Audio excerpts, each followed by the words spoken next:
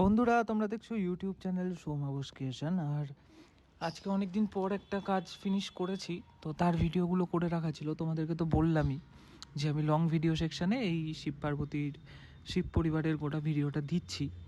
তো চলো ভিডিওটা দেখো, আশা করি ভালো লাগবে। শেষ অবধি দেখো, লাইক করতে ভুলো না, কমেন্ট করতে ভুলো না, আর হাইপ করে দিও। খুব তাড়াতাড়ি 1 লাখ সাবস্ক্রাইবার পূর্ণ করার টার্গেট রয়েছে। এবার বাদবাকিটা তো তোমাদের ওপর ডিপেন্ড করছে। অ্যাজ ইউজুয়াল প্রথমে আমি প্রাইমার হিসেবে খড়ি করে নিয়েছি। মানে 1 কোট 2 কোট করে খড়ি করে নিলে মানে খড়ির কি বলবো, গ্লেজটা হয় রঙের, এবং খড়িটা জমিন হলে পরের রং যেগুলো করা হবে সেইগুলোও কিন্তু ভালো করে রঙটা ধরবে। সুতরাং তোমাদের প্রাইমারি কোটটার উপরেও নজর দেওয়া কিন্তু উচিত।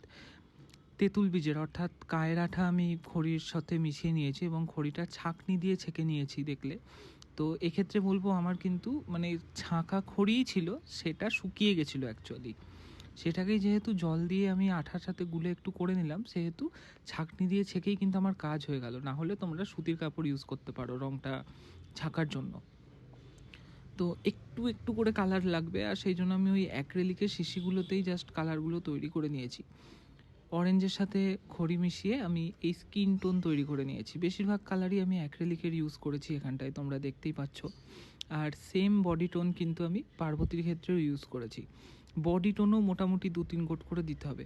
মোটামুটি রঙের প্রলেপটা যত মোটা হবে তত কিন্তু ফিনিশিং লাগবে বলতে পারো দেখতে। আমার এই প্রতিমার মাটির কাজটা যদি মানে খুব কাছ থেকে তোমরা জুম করে দেখো, যেগুলো রিলসে দেওয়া আছে, তো সেখানে দেখবি মাটির কাজটা কিন্তু হালকা হালকা অপরিষ্কার আছে, দানা দানা আছে, নোংরা আছে কোনো কোনো জায়গায়, কিন্তু সেটা কিন্তু রং করার পর তোমরা আর জাস্ট দেখতেই পাবে না। কারণ রঙের প্রলেপ মোটা করে দিলে অনেক নোংরা কিন্তু মরে যায় আর কি।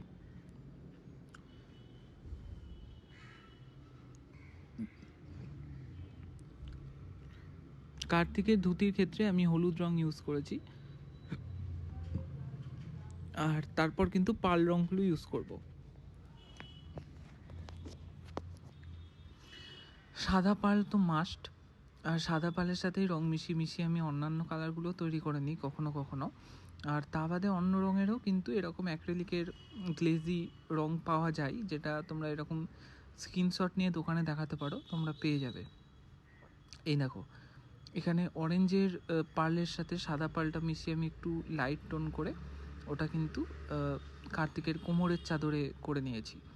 তো এমনি করে এক তুলি রং লাগে, আর তার জন্য কত পরিশ্রম করতে হয় সেটা তো দেখেই বুঝতে পারছো। যারা এই কাজ করো তারা বেশি ভালো বুঝবে।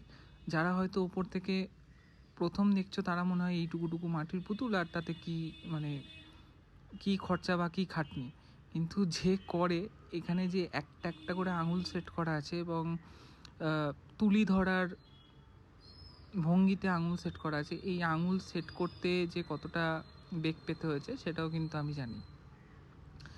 তো যাই হোক, এখানে সবুজের পালটা মিশিয়ে আমি সাদাটা একটু মিশিয়ে নিয়েছি এবং লাইট করে নিয়েছি সবুজের টোনটাকে, দিয়ে গণেশের কোমরের চাদরে করে দিয়েছি। আর গণেশের ধুতির ক্ষেত্রেও কিন্তু হলুদের সাথে সাদাই ইউজ করেছি, শুধু সাদার ভাগটা একটু বেশি রেখেছি। তো 9টা 21 আমার টার্গেট ছিল যে রাত্রের মধ্যে গোটা রঙের কাজটা শেষ করে নেওয়া। আর তোমরা কিন্তু রিলসে দেখেই নিয়েছো যে প্রাইমারি রঙের কাজ শেষ হয়ে গেছিলো। যারা রিলস ফলো করো না তাদেরকে বলবো ভিডিও দেখে রিলসগুলোও ফলো করতে, আর যারা রিলস দেখে আসছো তারা তো এই বড় ভিডিও দেখছোই। আমি রিলসেও এই ঠাকুরের কমপ্লিট লুক খুব তাড়াতাড়ি দেবো। তারপর ছিল মহাদেবের পালা। মহাদেবের বাকছালটা এরকম করে করে নেওয়ার পর দেখতে লাগছিল, আর রঙের কাজ মোটামুটি শেষ। তারপর কিন্তু সেট লাইটের পালা ছিল। বন্ধুরা, আমাকে অর্ডার করো না এখন, মানে শুনতে খুব অদ্ভুত লাগবে, কিন্তু কালী পুজো অবধি আমি সমস্ত অর্ডার নেওয়া বন্ধ করেছি। কারণ কালী পুজো অবধি আমি যা কাজ নিয়ে রেখেছি সেগুলোই এখন একা হাতে ঠিকঠাক করে দিতে পারলে হয়। তো একটা একটা করে আমি কাজ ডেলিভারি দিতে লেগেছি। বেশ কিছু কাজ পেন্ডিং রয়েছে বহু মাস ধরে, তো সেগুলো আমাকে দিতে হবে। দুর্গা রয়েছে 5খানা, আমি কবে কী করব নিজেই জানি না। গণেশ রয়েছে, লক্ষ্মী রয়েছে, সব তোমরা দেখতে পাবে একটা একটা করে ভিডিওতে। তো যাই হোক, এরপর কিন্তু আমি গুঁড়ো রং দিয়ে সেট দিয়ে দিয়েছি। আর ভালো করে দেখো, স্কিনে একটা হালকা গ্লেজ চলেই এসেছে রঙের প্রলেপের জন্য। তো গোলাপির ওপর লাল দিয়ে গণেশের মাথায় সাদার ওপর অরেঞ্জ দিয়ে আমি সেট দিয়ে নিয়েছি। তো এরকম সেটিং হবে। সব পুতুলগুলো ধরো আলগা আলগা করে করা আছে, কারণ সেটিং করতে সুবিধা। তো লাস্ট হচ্ছে মহাদেবের গায়ের সেট।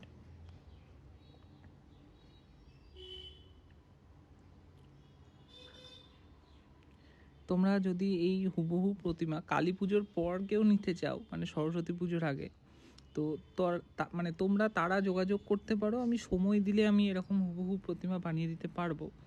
আর এই প্রতিমার দাম পড়বে 8,000 টাকা।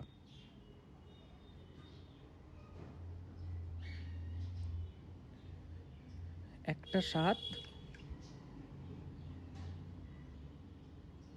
গয়না পরানোর কাজ চলছে। মোটামুটি আমি গয়নাগুলো এরকম লুজ খালি রেখে পরিয়ে নিয়েছি। তারপর চোখ এঁকে নিয়েছিলাম।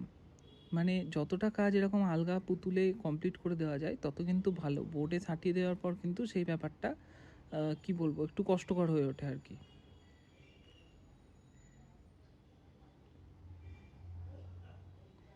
2/19, 14ই জুন এরকম একটা লুক রেখে আমি এবার ঘুমোতে যাব আর কি। এইটুকুর মধ্যে এর থেকে ভালো ফিনিশিং আমি আর আনতে পারিনি। খুব খুব খুব ছোট। আর এই পিকচারটার মাপ আছে বোধহয়, আচ্ছা মাপটা আমি এক্স্যাক্ট হয়তো কমেন্টে বলে দেবো, আমি মাপিনি।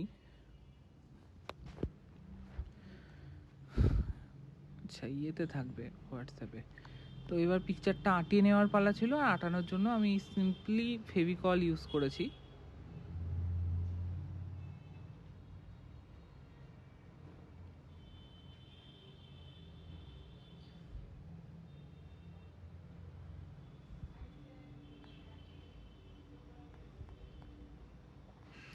ফেভিকল আঠাটা একটু বেশি করে দিতে হবে, কারণ বুঝতেই পারছো এটা লং লাস্টিংয়ের একটা ব্যাপার আছে। তো সেই জন্য ঠিকঠাক করে বসিয়ে নেওয়ার উপরে কিন্তু অনেক কিছু ডিপেন্ড করছে, কারণ আঠা বেশি না দিলে কিন্তু একটা সময় পর খুলে যাওয়ার চান্স থেকেই যায়।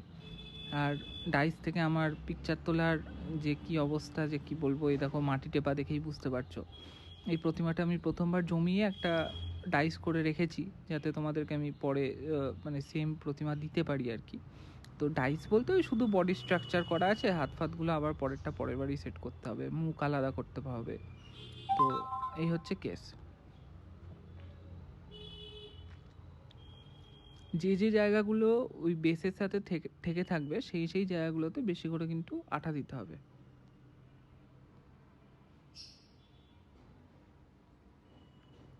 ফোনে মাপটা লেখা ছিল, মাপটা অ্যাকচুয়ালি এটার ডান দিক থেকে বাম দিক পিকচারটা সাইজ হবে ফ্রেম নিয়ে মোটামুটি 23 ইঞ্চি, আর হাইট হবে মোটামুটি 19 ইঞ্চি, মানে 1.5 ফুটের থেকে 2 ইঞ্চি বেশি।